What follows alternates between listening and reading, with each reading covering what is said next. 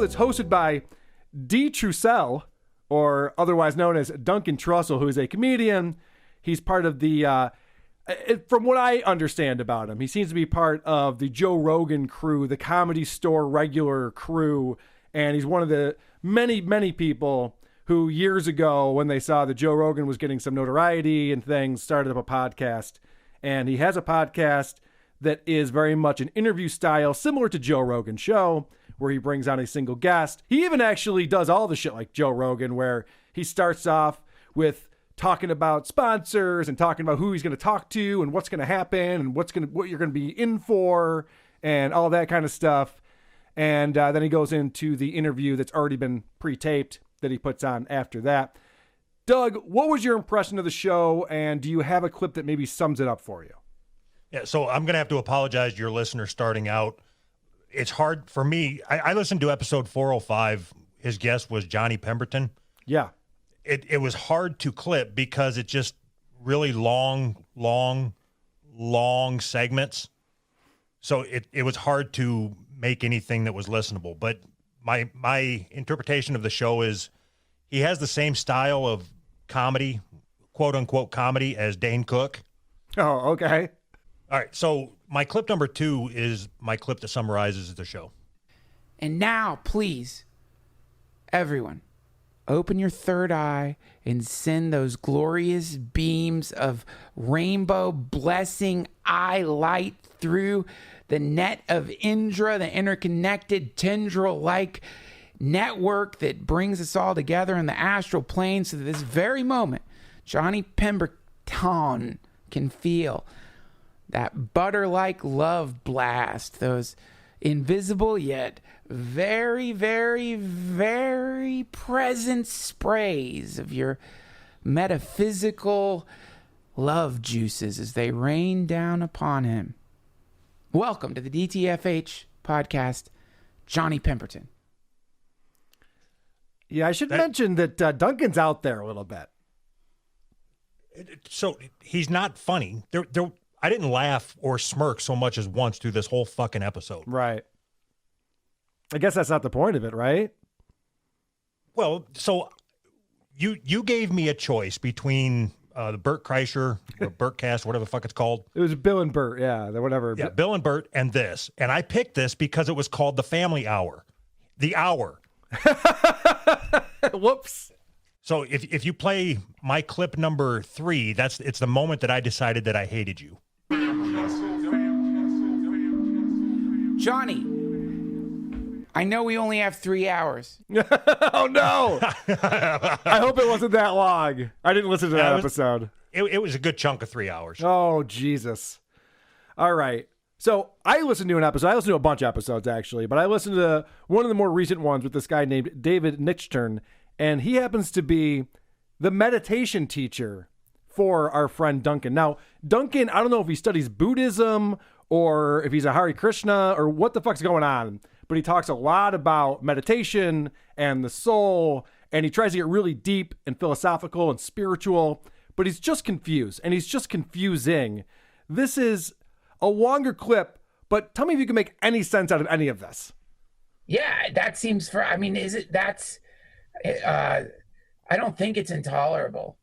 You know, I think your mind will consider it to be intolerable, but but it's close to like the, and I don't even know if it's, I think what happens is that I start making up a very complex story regarding it. And that story is essentially, well, if you go there, then you're going to lose everything. Like if you go there, then you're going to lose it. Like how can you be anything in that state? Or, I don't know how to express it even. Sure.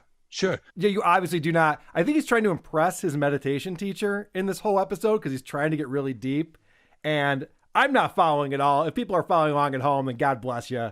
I'm just not smart enough for this type of mumbo jumbo, I guess. Yeah, and that's so we're going to have, I guess, the two sides of Duncan, where he was trying to be funny and failing on the episode I listened to, and he was trying to be deep and failing on the episode you listened to. Yeah, he can do it all, this guy. Yeah, this is more of I'm taking this out of context for sure. This is a long conversation. Like you said, they're very long-winded with their questions, with their responses. It's kind of a hard show to clip. But even knowing that I took this out of context, explain to me how this could possibly make sense. You use the word recognize. All right. What's recognizing, though? Recognizing what you just exactly said. What is so what's the recognizer? This is, and like, so, okay. It's recognizing itself. Is recognition a quality of it? It's the joke quality of it. It's the cosmic humor quality of it. Like if you looked in the mirror and you said, oh, there's Duncan. There's a joke there, right? I mean, who else could it be? No. What are y'all talking about? What the fuck? And I was really trying to follow this show. I'm driving around in my car. I don't normally do this. I was really trying to get totally in. What is going on with the show? It's very popular. There's a lot of people who like it. Why do they like it? And then I'm listening to this. I'm going, oh, I'm not following this at all. And I'm even trying to. And at a certain point, even Duncan lies and pretends that he's understanding what this guy is talking about just to move on. But you recognize, oh, Duncan, yeah. It's a little bit of a joke because it was Duncan all along. I see what you're saying. Yeah. I wish you weren't a liar. Yeah, I get it. Okay, moving on. You've been in enough meetings like this. I assume it's like when you're at work where there's a presenter and you have to pay attention, but you can't. Yes. And your brain just kind of like, no, we're going to start thinking about this now. And then you try to retroactively go back and go, okay, what were the words that I was just ignoring? What did I just miss? Maybe I could recreate it. And that's what I was trying to do with this show too. They would get to a part in the conversation. I was like, how the fuck did we get here? What just happened? I just did a time leap. What else you got, Doug? So I want to. He asked his guest a couple questions, and again, I apologize for the long clips, but my number 4 is. So this is him, as you said, long-winded. He starts talking about something without knowing where he's going to go. Mm-hmm. So, like I said, number 4. I love that. You can always tell when somebody just assumes they're going to get there. Patrick Michael does this all the time. He'll just start a sentence, and he assumes he's going to figure out what he's talking about at a certain point, and then he doesn't. It's always the best. They should be shackled to a green table, but obviously that's not going to happen on Zoom. I mean, green table, I would actually make me more relaxed, but let's just go for it. You're an actor. Just imagine you're shackled to a green table. Okay. A medium-sized bright light should be shined in their face. The temperature in the room should be 79 degrees. It's pretty specific here. Okay, I got a light in my face.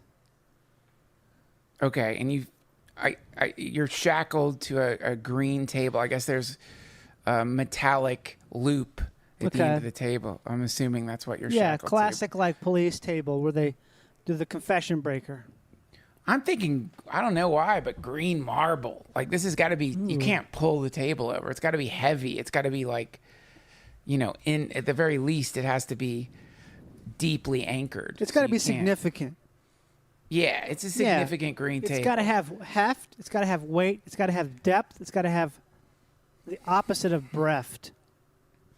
Yeah. Would you say it's bereft of breathness? Yeah, there's nothing breathed about this table. There's nothing breathed about it. I think as a prisoner, if you were to see the table, you would just get this overwhelming sense of insignificance. Like if you were sitting next to a monolith or something in Atlantis. Yes. Like just a feeling of like I'm a crustacean here. What I have no meaning. I have no purpose. Okay. So are you ready? See, okay. So Doug, is this your way of retaliating against me because I made you listen to the show? You're like, I'll show him. I'll make him listen to the boringest part of the show for 2 minutes straight. It's not the most boring part of the show. The entire episode is like this. This is impossible to clip and try to make it interesting for somebody else. Well, I listened to an episode. Even worse than that, you always know it's going to be fun when the guest is this person. Please welcome, for her first appearance to the DTFH, my glorious wife, a.k.a. Cult Mommy, Erin Trussell. That's right. Erin Trussell, Cult Mommy, was a guest on one of these episodes, and she was using AirPod Pros in order to broadcast, so it sounds like shit. That's not a good microphone to use, one that's attached to your ear. And so this is going to sound like shit. It's not me. This is their show. This is the Duncan Trussell Family Hour. The guy talking to his wife, and it's exactly what you think it would be listening to a guy talking to his wife. Can you talk about our war, but about you trying to get me out of the East Side? Oh yeah, when I first met Duncan, Oh, fuck. he was like, "I'll never live anywhere but Silver Lake." I didn't say it like that. Yeah, you did. The way you just imitated me, I don't talk. I was like, I will never live anywhere but Silver You Lake. literally verbatim. No. I don't talk like that. No, you do. You're so cute. When I checked, he had 2,285 patrons. Yes. He can afford some fucking microphones. I know. So they're on the road. They're in the middle of moving. They're moving from California to North Carolina. And so he's doing these podcasts without any equipment. And I'm thinking, you're a professional podcaster. Bring your equipment with you. I would have. That's one of the things I would have brought along on my journey. But what do I know? A $60 USB mic. Yeah. It wouldn't take much. So this is him promoting his Patreon. And this sounds like a terrible deal to me. Then the way to stop that pain is to head over to patreon.com/DTFH and subscribe. Once you do that, the pain will immediately stop and be replaced with a kind of orgasmic bliss. Every Tuesday, we do a meditation at 9 a.m. On Wednesdays, we have a book club, and on Fridays, we have our glorious family gathering. Also, you'll get access to our Discord server where you can interact with some of the coolest people that have ever existed on planet Earth. First off, the coolest people who've ever existed are not on Discord. I can guarantee you that. So I'm calling bullshit on that one. Also, we can meditate with them every Tuesday morning. Is that a thing that I need to pay Patreon for, to meditate with? I thought meditation was more of a personal thing. His voice shoots my blood pressure up. It's the opposite of meditating. Yeah, I know. You're going to relax with that asshat talking? Here's an example of his brain malfunctioning, which I think is always funny, of these people who have discovered inner peace and have these ways of breathing exercises and no meditation so well. He's talking to the guru that's helped him learn all this. And that's an interesting thing in the sense that this is like, what a why have you like that's a why that is that. So in other words, that sounds like a drug addict is what that sounds like, not someone who's found spiritual enlightenment. Are you familiar with Duncan Trussell's comedy? I am not. Okay, so it really took me 3 days to get through this podcast, and I would sit down and start pulling clips, and I'm like, I can't take this anymore. So I would go and look for something else to pull for the episode, and I ended up trying to find his comedy. It is all drug related. You are not far off from what you think is going on in that head of his. Well, that's why him and Joe Rogan are friends. It's all about DMT and edibles. He even talked about when they were living in this one place in California, the reason why he liked it is because it was near a cafe. So he'd eat an edible every morning, walk to the cafe, and write jokes while completely baked out of his mind. Like, all right. Sounds like a pretty good lifestyle. I've got an example. My clip number 5 is an example of a question that he asked his guest. So I think it stops right when he gets done asking the question. Okay. And I want you to answer it and see how your answer compares to what his guess was. Okay, that sounds like fun. Let's check it out. If I can even pay attention. Some of these clips, Doug, I'm fading in and out of, but I'm going to try to pay attention to this one. Here's the first question. Question number 1. 3 children are buried up to their necks in mud next to a frozen lake. Mm-hmm. One of the children looks out at the frozen lake and says, "Tomorrow our philosophy will begin." The child next to that child says, "I feel the incoming tide." The third child closes her eyes and weeps. Okay. That's the question? That's the fucking question. How would you answer that? I can relate to the third child more than I can relate to the other two. That's how I'd answer that. What the fuck are you supposed to do with that? Play number 6, you'll find out. Permafrost. The idea that the tides would be affected by the permafrost is going to be something to consider here. And I'm having trouble remembering what the first child said. So I'm just thinking a lot about how it's probably actually warmer in the mud. And so they're probably really comfortable because it sounds like they're speaking from a place of comfort. So these might not be children at all. These might be star children. And so I'm thinking like this is a good omen, basically. Because anytime you have 3 flying frozen stars, which those star children represent, that's a stack of suns. So that's going to create a gravitational field. And so the fact that she mentions a tie when the lake is frozen and they're in mud, that just tells me that we're in an off-world universe here. And so it's kind of all bets are off because it's obviously a chaotic period. So it's just a matter of waiting for a stable period. That's what I'm thinking about. A stable period? I'm also thinking about this sound. Oh.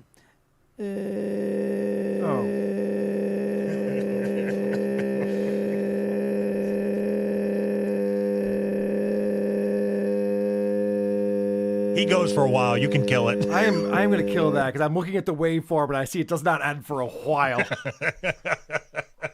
So who won that conversation? Who's the crazy person? Is that what they're trying to do? Trying to one-up each other? I can tell you who lost the conversation. You, the listener?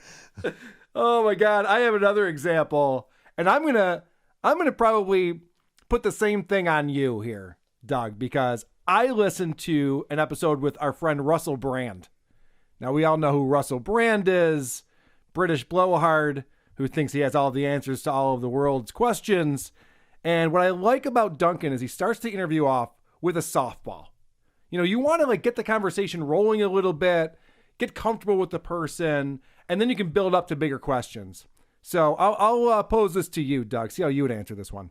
Ram Dass was big on the soul. He would look out at the retreat and he would say, "I see you all as a soul. That's what I see." But and the Hare Krishna is also, very much in any theistic religion has some component of the soul as the sort of mechanism that carries whatever the particular data of your identity onto the next incarnation. But where I always get mixed up is that sort of place where there's the universal soul and the individual soul, because somewhere in there I get really confused. Is the individual soul some kind of like quantum packet that has like a membrane that separates it from the universal soul? How does that work? Doug, any thoughts on that? Yeah, I would probably just put out a music special episode that week. Could you imagine asking your guest a question that cannot be answered? There is no answer to that question. That's his first question to this guy. You know what I would have asked him? Like 4 or 5 questions about Katy Perry's tits. That's what I would have asked Russell Brand. But this guy's talking about shit that no one could possibly know. And I ask a question about the left tit, and then ask a question about the right tit. And then how do those two work together, side by side? And then he does this thing where he keeps saying he's going to jump right into an interview. And with this Russell Brand episode that I listened to, there's all sorts of nonsense going on in the first 15 minutes before he finally gets to the interview. But he keeps teasing it as if it's about to start. Yes, welcome. We've got a spectacular episode of the podcast for you today. The brilliant Russell Brand is here with us. I'm going to jump right into it. But first, this. We got a great show for you. Russell Brand is here with us. We're going to jump right into it. But first, some quick business. Now, welcome for the first time to the DTFH, the great Russell Brand.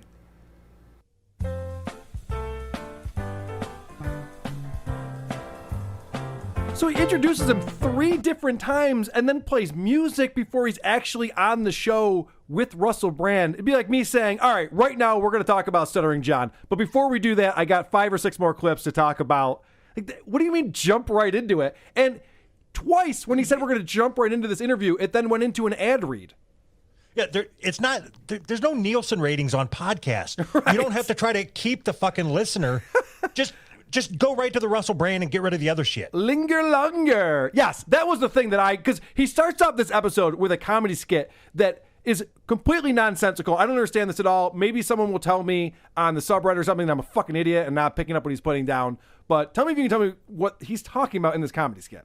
Color on. Left is agenda now. I can't afford my bills. You have a bill. I can't afford my bills. I can't afford a bill. Just have my Vietnam veteran or something. I'm sitting there. All that matter. I can't afford my bill. My wife can't afford bills. Seriously, such a lot matter than the death of doom and push down the statue and that was burning church. And now there's for us father. We will this social life. I heard something about a bill, I think, or something. I think that he uses the same voice or pretty close to it in when he does his ad reads. Play my number 11. Okay. It's just as hard to understand what he's trying to say. I'm sure the sponsors are very happy that you cannot understand the words that are coming out of his mouth. Imagine being that. So he emails you and says, hey, we got your copy done. Give it a listen, see if you like it. And then you gave him whatever, $10,000, and this is what you get. We're going to jump back with taint historian Johnny Pemberton, but first this. Great. Bum, bum. I want to say thank you to DHM Detox for supporting this episode of the DTFH. DHM Detox. It's a vitamin for people who like to enjoy their drinks. Look, the mix is terrible. I can't even hear what he's saying. Hey, do you have hairy balls? Why don't you check manscaped.com and you can... I wish it went like that. But I don't know that he realizes how poorly that was mixed, because I have headphones that cost more than $5, so the bass really pops, and the bass is covering up all of the words that he was saying there. I think there were some letters mixed in there. I don't know if, like, maybe an area code. So this Russell Brand episode, there's these ad reads, there are these skits that don't make any sense, and then he's got this music that comes in, and it sounds like if Flight of the Conchords weren't clever at all. you are going to die and your family is in danger, so why not make love to the stranger? Her turkeys, suck your feet, kiss your thighs, we're going to die. Now make love to the stranger. Dirty sheets and things, let me drink your pee and poop. Let me eat and scoop the poop. Let me dance inside your poop. It's like that out. Tom Green if Tom Green wasn't funny. Right. Yes. It was like a bad Tom Green impression. And I didn't understand how it fit into the show at all. It didn't make any sense. I don't know if he has anything to do with that music. I didn't look into it. I don't care. I'm boring myself with this conversation. Yeah, this was a hard one to get through. I've got another example. Like I said, he had Johnny Pemberton on, which is another quote-unquote comedian. This is his example, or another question. Question 2 is clip number 7. All right. Okay. Next question. Got it. A trapeze is situated above a circus filled with gypsy women. Okay. They are all naked. Uh-huh. On the trapeze, Oh. a mime gesticulates while flapping his large penis against his taint and navel. I gotta say one thing. Wish I was a mime. Home run, Comey, a home run. Jesus Christ. I mean, I don't know what to do with that, though. If I was on this show, I would totally bail. I'd be like, by the way, I got like 7% charge left on my phone, so I'm gonna drop out at any second here. I apologize, Duncan. Yeah, sorry, Duncan. I lost my audio. I'm not going to be able to help you. What the fuck is he supposed to do with that? Was this pre-planned? So I don't know how much more time you want to spend on Duncan. I think I've got like 8 clips here, but it's all real long clips. There was a whole lot of taint talk. Well, let's talk about. I also listened to an episode with Vermin Supreme because I'm a fan of Vermin Supreme, so I thought maybe that'll be good, right? Well, it starts off with an anecdote that Duncan tells him that I just would have left out of the show. I wouldn't have said this to Vermin if I was him. When I saw you for the first time, I thought that my first thought was a wizard has gotten in to this meeting, but then because I didn't see it as a boot, I saw it as a wizard's cap, and then it was later that I realized that's a boot. Now I'm not saying there's a difference between the two. So Vermin Supreme's kind of known for wearing a boot on his head. I don't know if everybody knows who this guy is, but he's a colorful fellow, and he wears a boot on his head. It's kind of his thing. And this guy goes, "I thought it was a real wizard hat." I'd be like, "You're dumb. Like, just leave that out. don't tell him that." So then Duncan goes on to explain to Vermin that he's a wizard and has real magic. But you're there, and somehow you get in there. You cross it. They can't. They smile. The state smiles, but then also the protesters smile. It's some kind of. I know. I've seen it. It's real magic. I mean, if any of y'all listening want to see what magic looks like, I don't know of another way to put it. Well, you could call it absurdity. He's talking about these protests where Vermin will go there and he kind of makes a spectacle, and you kind of get both sides going, "Hey, it's Vermin Supreme. What's up, buddy?" And this guy's going, "That's what magic looks like." It's like, well, no, that's what happens when you put a ridiculous person in a large crowd. You could put Bozo in there and people would stop and go, "Oh, hey, check that out. Bozo's here." That's kind of neat. As I said that on the episode I listened to, there was a lot of taint talk. Yeah. I think I have 8 clips here, and they all average between 30 seconds and a minute. Or you can just choose clip number 10, which is the taint supercut, and you could understand how many times they said it. Okay. Taint. Taint. Taint. Yes. Taint. Taint. Taint. Taint. Taint. Taint. Uh-huh. Taint. Taint. He was taint. Holy shit. Taint. Yep. Does it get funny at a certain point and then stop being funny? You know, like Family again? Guy, on Family Guy, where they do something and they drive it into the ground, then it becomes funny. Yeah, it didn't happen with this one. No, that didn't happen. I mean, taint's just not a funny word after junior high. It stops being that funny. Contraire, mon frere. Oh, okay. Clip number 8 proves that taint is funny. Okay. You said taint? So to you, taint is a sexual term. Well, yeah, I think it's exclusively sexual. Not to me. Well, I say perineum when I'm at the doctor's office. Well, I don't have your kind of insurance. My doctor says taint. Well, you got a taint Blue problem here, Cross, Trussell. motherfucker. My doctor's like, "Let me see your taint." All right, get them britches off. Let's take a look at your taint. Ooh, you've been biking a lot. I can tell. I've never had a doctor who wanted to see my taint. I'm not sure why that area needs to be inspected in the first place. I didn't even think of that. I just know that I hate this guy. That's the only thing I thought of through this whole episode. After all this philosophical talk, that's the funniest part. That's the biggest laugh I heard on that show. Yeah, they actually laughed at something. Yeah. So, getting back real quick to Vermin Supreme and how he's convinced that this guy is magic because he's able to calm protesters down.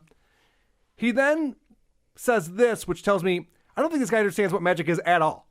When I see a politician, I also think to myself, well, that's some form of magic there, too. Politicians are also magic. So putting a boot on your head is magic. If you win office, you're magic. And then he goes on to talk about how crazy it is when Vermin Supreme, who is a wizard, battles a politician who has magic. And when I see you show up, then I start thinking, well, there's some kind of wizard battle happening here. You've decided to show up. And by the way, this is not like a tongue-in-cheek, like we're all having fun with this type of thing. Like Vermin's answering all of these questions very seriously. And in all fairness, he is stoned out of his fucking gourd. fair enough. But I thought this was so funny because if anyone knows Vermin, the guy's a level-headed dude, but he looks ridiculous. And Duncan tries to go down this road that the government is a demonic force. And I am so proud of Vermin for the way he answered this question. Is it a demonic force? Do you play around with the idea that that bureaucratic system is a kind of congealed demonic force?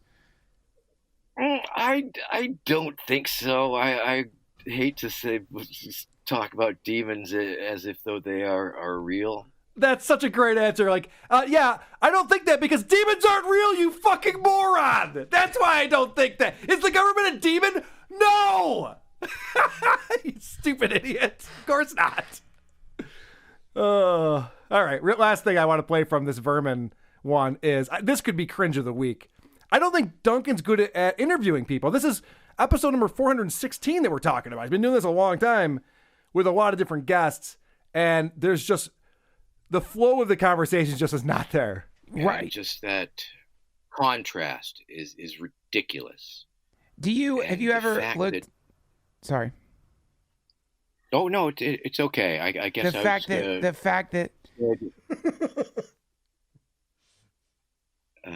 I'm an anarchist. Wow. Well done, guys. Go ahead and clean up and post if you want, or don't, or just leave it in there. Let me pull it out and put it on my show, whichever you prefer. Just keep collecting that fat Patreon cash. Jesus. The guy's doing well for himself. We can all agree on that. He's got a lot of sponsors. There's ad reads throughout the show. In fact, that Russell Brand one, I told you, he's doing ad reads. The first 15 minutes of the show is mostly ad reads.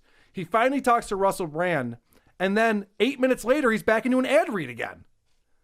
And not that I need to hear this riveting conversation about spirituality and souls between Russell and Duncan, but for Christ's sake, man, put a little bit of content around the advertising. A little bit.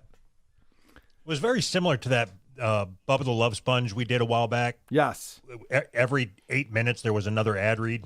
Speaking of that, wow, you just reminded me. Somebody told me Bubba had Brent Hatley on the show recently.